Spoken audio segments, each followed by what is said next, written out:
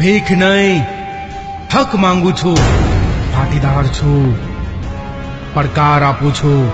જય સરદાર.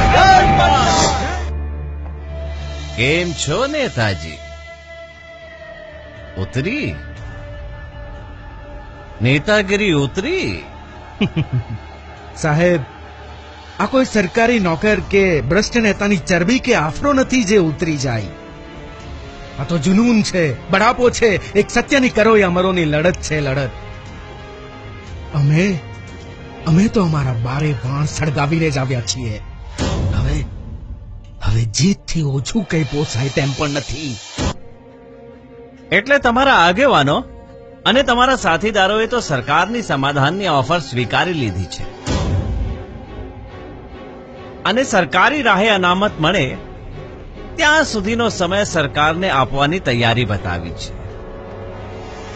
તમારા વાલજીભાઈ, કાનજીભાઈ, સવાણીભાઈ, નાકરાણીભાઈ, દેસાઈભાઈ બધા માની ગયા છે અને તમારા માટે પણ અમારી પાસે ઓફર છે. તમને ફાયદો થાય એવી રૂપિયા 1200 કરોડના આસામી બની જશો તમે.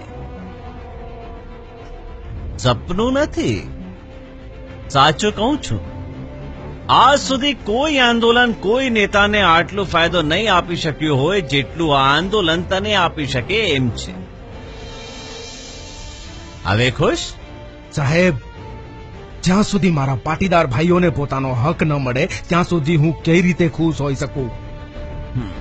તમારી સાથે સમાધાન પણ એ જ લોકો કરી ગયા હશે જેણે સ્કૂલ કે કોલેજની જગ્યા તમે મફતમાં અપાવી હશે અને એ જગ્યાની આજુબાજુ તમે કોઈ સારી સરકારી સ્કીમો આપી હશે. કોઈ મંદિરના નામે લઈ ગયો હશે, કોઈ બીજા, કોઈ ત્રીજા, પણ હું એ માનો નથી.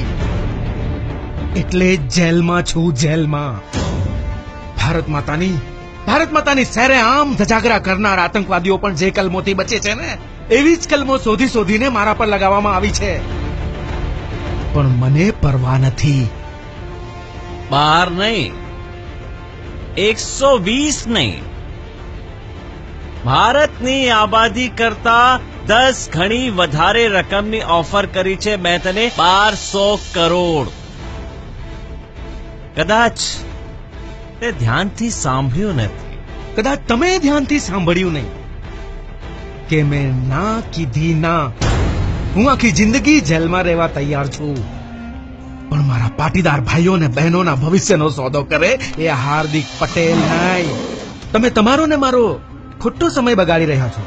જાઓ અને મારા માટે નવા કેસો શોધો, એની તૈયારીઓ કરો. અને હા, તમને જેણે અહીં મોકલ્યા છે ને એમને જઈને કહી દેજો કે હું સમાજને વેચવા નહીં દઉં. અને જે વેચશે ને